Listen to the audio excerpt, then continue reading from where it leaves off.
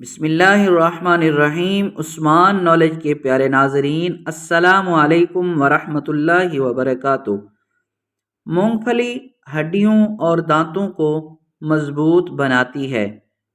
چقندر کے پتوں کو ابال کر اس کے پانی سے سر دھونے سے سر کی خشکی ختم ہو جاتی ہے۔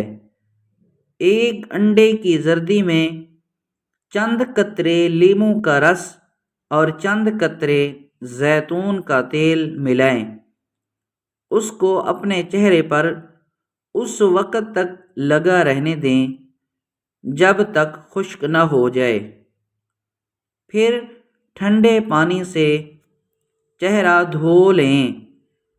میتھی کا دانہ چکھنے اور سونگھنے کی حس کو بہتر بناتا ہے۔ میتھی کے بیج خشکی اور سکری میں استعمال کیے جاتے ہیں۔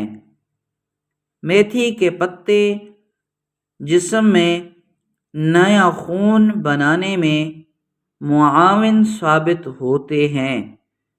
میتھی کے بیجوں سے جسم میں آئرن کی کمی کو پورا کیا جا سکتا ہے۔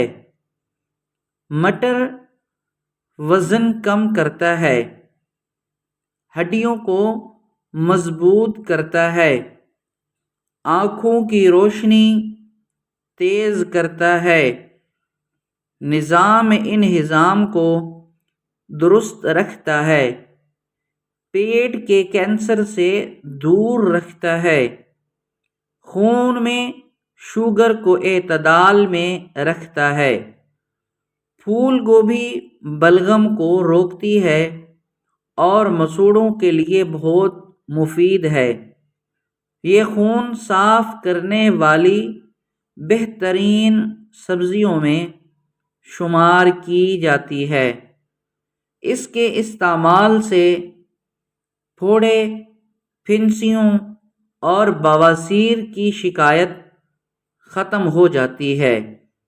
خونی اور بادی بواسیر کے علاوہ پیشاب کی جلن اور جریان کے لیے بہت مفید ہے۔ مچھلی کھانے سے جسم میں خون جمنے نہیں پاتا۔ پیارے ناظرین، مچھلی کھانے سے آپ کی جلد چمکدار ہو جاتی ہے۔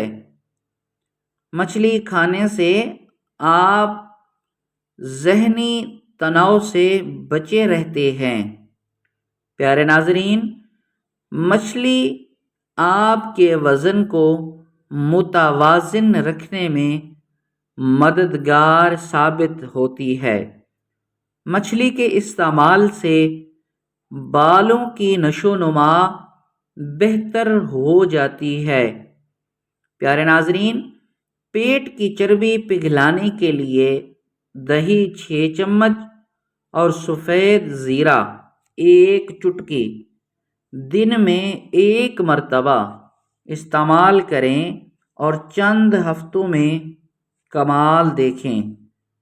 روزانہ رات کو سوتے وقت ہریڑ کا مربع 2 عدد نیم گرم دودھ کے ہمراہ کھائیں۔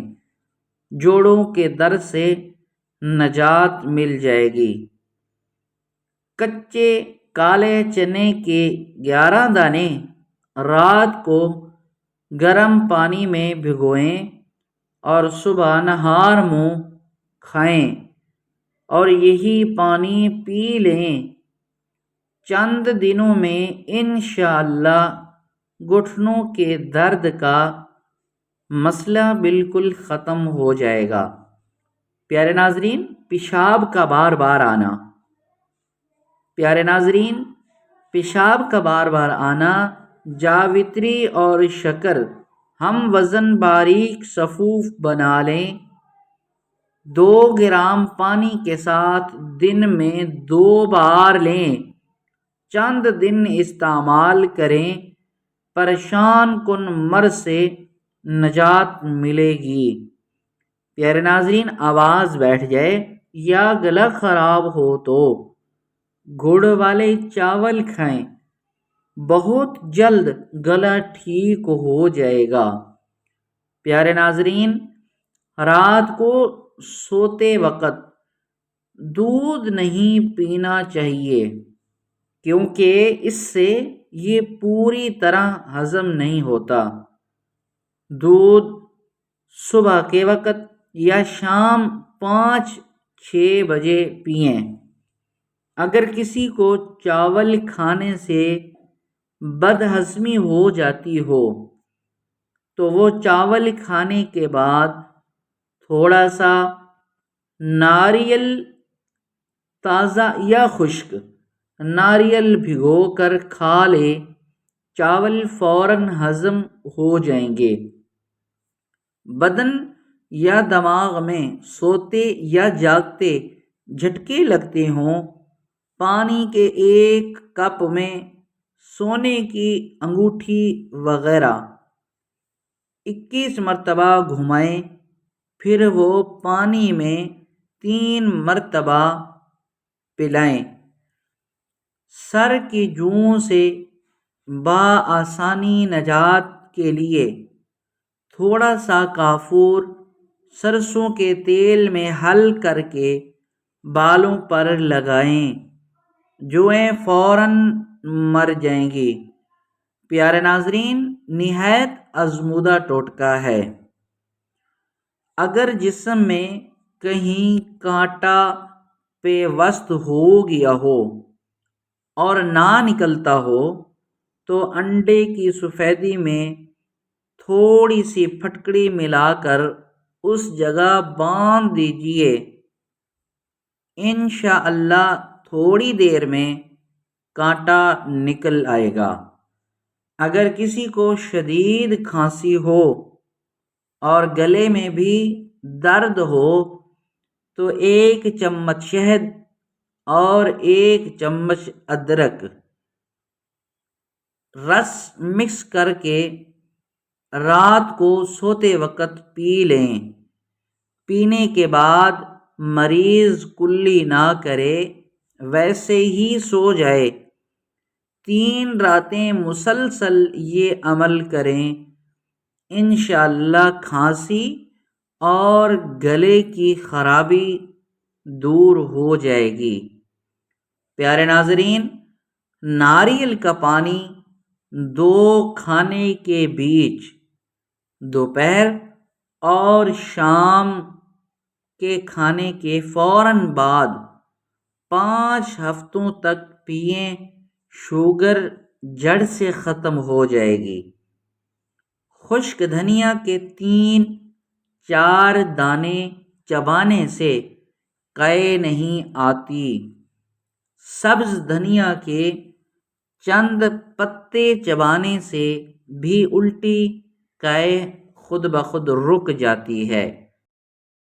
کھانا کھانے سے 10 منٹ پہلے 1 یا 2 نہایت اعلیٰ کوالٹی کے سیب کھا لیا کریں۔